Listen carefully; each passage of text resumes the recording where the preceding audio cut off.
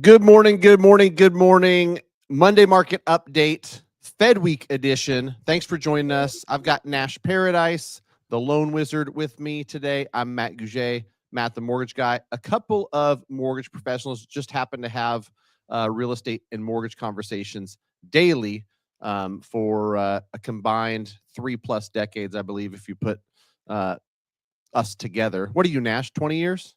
I will be 20 years next year. So we're a few months away. Once we hit 2026, that's my 20-year mortgage anniversary.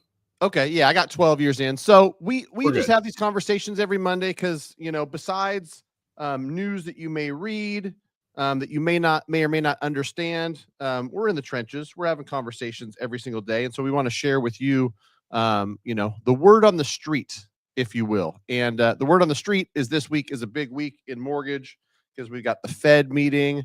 It's I feel like it's one of the most anticipated meetings in a while. Like, I know more people are talking about this meeting when it comes to like the average consumer, real estate agent, the people in our world. So let's break it down, man. What does it mean for mortgage? What does it mean for the market?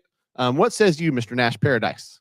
Yeah, man, let's get right into the nitty gritty and talk about what's going on in the econ data. Because like you said, we definitely have a lot more depth and coverage on this Fed meeting. It's become pretty highly politicized lately. And like you said, the average consumer is paying more attention to what's going on, or at least hearing more about what's going on. But let's talk about what has really mattered. More significant than the Fed meeting this week is what happened last week. So we had circled on our calendar Thursday. Thursday was a huge day. We had the month-over-month core CPI. We had year-over-year core CPI, headline CPI. This is your inflation. Inflation is huge. Inflation is what's going to move the needle on the Fed now and in the future. But we also got jobless claims and continued claims. It was a banging Thursday. And what happened was a lot of nothing, a lot of straight tape. So we did go up a little bit on inflation. The month-over-month core, it reads 0.3 on a 0.3 forecast, but it's not really 0.3%. Rounding in this month-to-month is significant because I think it came out to like 0.343. So we were very close to hitting a 0.4, which wouldn't have been very good. We need inflation to stay in line while jobs are weak in order to drop interest rates, drop the Fed funds rate, make life cheaper. The jobs numbers seemingly have been more important lately because they've been coming up short. If you'll remember from our MMU last week, we talked about the week prior where we had the employment data came out a lot lighter than we thought. This is still supported. Thursday, we had jobless claims coming at 263,000 off a forecast of 235. So we're having more jobless claims than expected. Continued claims are in line with where they have been. So jobs are sluggish. They're not like falling off tremendously, but they're sluggish while inflation is staying put. Cool. Well, let's talk about what we've got this week. And like I said, you might as well erase everything and just put the Fed. Wednesday, September 17th, we have Fed decision. The Tuesday data is, it's cool. Retail sales are neat. Nothing big is anticipated or expected on those. It should be just slightly growing, but the Fed interest rate decision on Wednesday, it is a foregone conclusion that we're going to be dropping 25 basis points. The chances of a bigger drop are like less than 4%. So I don't see that happening. It's not going to happen. We will drop from 4.5 to 4.25 on the overnight average from the Fed. impacts your short-term loans, impacts your bond pricing. It's going to impact a lot of things that don't directly impact mortgage, but the stuff that does impact the Fed rate decision also impacts mortgage rates. That's why mortgage rates have been sliding as we've been getting in line for this Fed rate drop. So moving on, let's talk about Fed and rates. This is cool. I mean, we talk about this every week, and it's neat to see the changes week over week. But we're getting a nice little stair step here. So, 94.3% of a quarter drop. It's actually jumped up to 5.6% from this morning on a half. So you're saying there's a chance? No, I'm not. No. That's 1 in 20. You know what? I was going to make a bad joke, man, but that's like Cowboys making it to the Super Bowl. Like some people hold on faith, like a 5% chance says there's a chance. Can I mute you from here like a Teams meeting or no? They won yesterday. Go Cowboys, man. That was a fun game to watch. You picked a great for your mic to be working. Can we go back to your Temu microphone and your dial-up internet like last week? That'd be great. Oh man, this thing's going off the rails. Let me say something real quick too, because I people, you understand it at a high level, and great information for the average person. What they should understand when you talk about unemployment numbers being up, economic numbers hurting, think of lower rates as a steroid for the economy. And like when the economy's sputtering, not a lot of, activity in the jobs market, and, what the Fed can do, one of their tools is inject this steroid. Then, like you said, you went by it and I was like, oh, I don't know if people understand that. Like, you can inject that steroid to boost up the economy. It creates action, money moves, all that good stuff. But you can't do it if inflation is too high, because it also adds that steroid, to inflation. And so, long story short, for people that are like, I want lower rates, I want, to be able to get a 5% fixed rate on my mortgage, realize that in order to do that, you're going to have to see the economy stuttering a little bit. So I don't know. I just wanted to interject that because I think some people, they want a simplified version of how that all works. And people want everything. They want jobs to be good, they want inflation to be low, and they want rates to be low. And unfortunately, those three things don't work together like that. There used to be for years and years and years, you just have this ebb and flow. When money is cheap, it gets printed more, which means it gets spent more, which drives up inflation, which adds jobs because now you need more people because more product is being sold, more things are being manufactured, employment numbers look good. When money gets more expensive, companies spend less, consumers spend less, everyone spends less, helps bring inflation down a little bit, and it has been coming down a little bit, but we lose jobs. So the Fed's dual mandate of maintaining employment and, managing this Fed funds rate, like those things are tricky. They have to manage inflation and jobs, and those things tend to work in opposites of each other. So it's always a little up, a little down, but we are forecasting an 82% chance of 3 drops by the end of the year. That will make national news. That's something that everyone's going to hear about. You need to know how to talk about it. And, I think we've given you a lot of the why, how this stuff works. The fact that inflation is steady and jobs are bad means that the Fed is going to cut rates. 82% chance 3 times by the end of the year. 3 cuts in a row is going to be interesting. We had that last year. Mortgage rates went up. But again, we were in a election cycle, fall season, just like we are now. We got a little bit more knowledge of what's coming.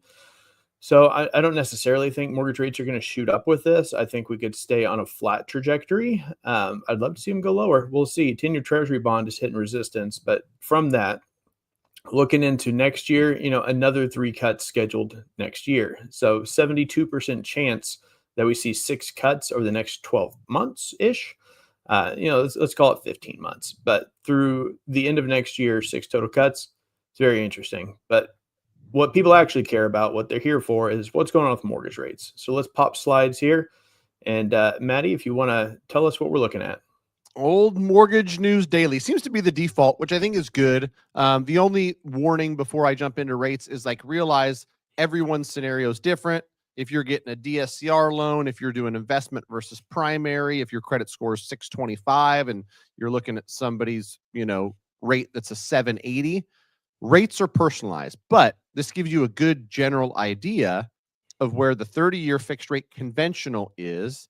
It probably costs something to get this, rate that's like the most common rate or whatever the metric is for Mortgage News Daily. But, as you can see, rates came down quite a bit to 6.29.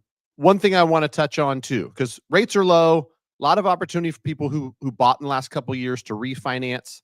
I think Nash made a great point when he talked about some people should be looking at the 15, 20-year term. I literally just recorded a video a few days ago that's going to be on my YouTube channel in the next couple of days on I can save you $350 a month if you go back to a 30-year, but what if we go to a 20-year and it's only $100 more than your current payment when you got 28 years left?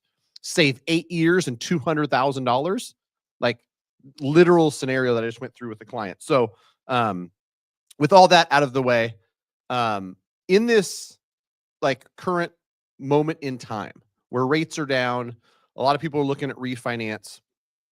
What you should always remember is that there's no guarantee of the future, right? In life in general. And so I pulled that Mortgage News Daily thing back 3.5 years to show people March of 22 through current. We literally went down to 6%. It shot up, down to 6%, shot we haven't been able to break that floor. And so somebody who in 2022 had an opportunity for one reason or another to get a loan at 6% or refinance a loan at 6% and said, no, I'm going to wait until they're lower. They're still waiting 3.5 years later. And so it's just to say, if you're a constant waiter, it's got to get a little bit better. That could hurt you. But enough about refinance. I'd love to get your opinion on what these rates mean for purchase, Nash, because you're, talking to agents daily like I am. You're talking to, consumers out in the market. I feel like slowly but surely this cohort of sideline buyers are kind of waking up and they're starting to get excited. It doesn't coincide with the normal buying market, but I think this fall is going to be busier than usual, especially if things continue and we get, 6%, sub 6%, people are buying it down to 5.75. What are you seeing out there in the purchase market?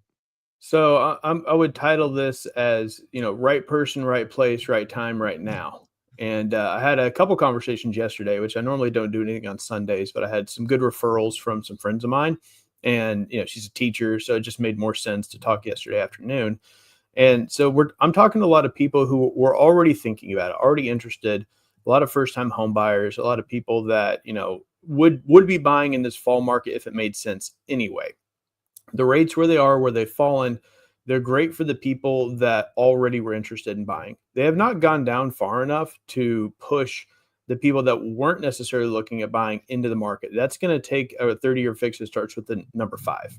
That's just my opinion, but I've seen enough market cycles to know that 6.25 versus 6.75, that's not going to get someone off the sideline and get rid of their, current 2.75%. We get down to the 5s, you're going to have a few more people making considerations there.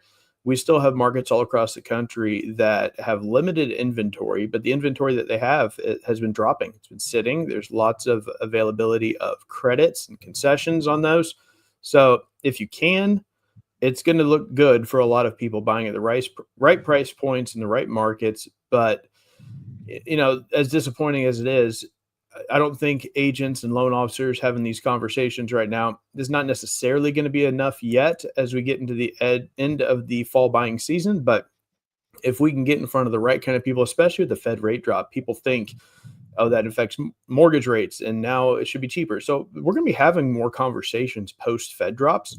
So that's going to be good because we're going to be able to help some of these people understand, hey, yeah, you're a first-time home buyer, you got some cash, you're ready to go. We need to go before too many more buyers show up in the marketplace. But I do think it's going to be a steady trickle throughout fourth quarter to first quarter of buyers limping in. And if we can stay at these levels or improve a little bit by spring, we could finally see a 2026 that looks like a normal buying season. Yeah, I agree with you too, where it's not like this big shock where you get a million new buyers who raise their hand and go get pre-approved. But I'm sure you see it in your business, like I see it in my business. People reach out or people get referred. You get pre-approved, you go through the numbers. They're like, you know what? For one reason or another, they pressed pause over the last 6 months, 12 months. I think it's unpause for a lot of those buyers who were looking, were somewhat interested. They're able to buy and they're qualified to buy. They just weren't willing for one reason or another. And sometimes, you know, the seasoning period is longer for somebody who's going to buy. Having those rates come down is enough of a, you know, pull back for some people to go, okay, yeah, sweet. Like the market is still not super competitive. And so I don't have to bid against 14 people to buy a house, and rates are 0.25% lower than when I originally got pre-approved. Like, yeah, let's re-engage. Let's get out there with the agent and start looking at homes. 100%. And that leads me to my final thought, my final takeaway. This is for the real estate professionals and mortgage loan officers who are watching this. It's very tempting to focus on that low hanging fruit, which is, hey, who can I refi? Who can I save some money? Throw them into a 15 or 20 year. And I love that. We need to be having those conversations, but professionals in real estate are very emotional, and we go after what we're excited about. What we need to be excited about right now is calling those people, like Matt said, 6 months ago, they got pre-approved, a year ago, they were looking, they haven't since. We need to make sure to touch base with those people, let them know what's going on ahead of the Fed decision, before you're too busy fielding phone calls about, should I refinance my 6.5% rate? We need to get in front of those buyers because it's a longer sales cycle. They need to re-engage if it makes sense. They need updated numbers. And we're not doing our jobs as professionals if we're not taking care of those people and sharing the information that we have so they can make the best decision for their family. True.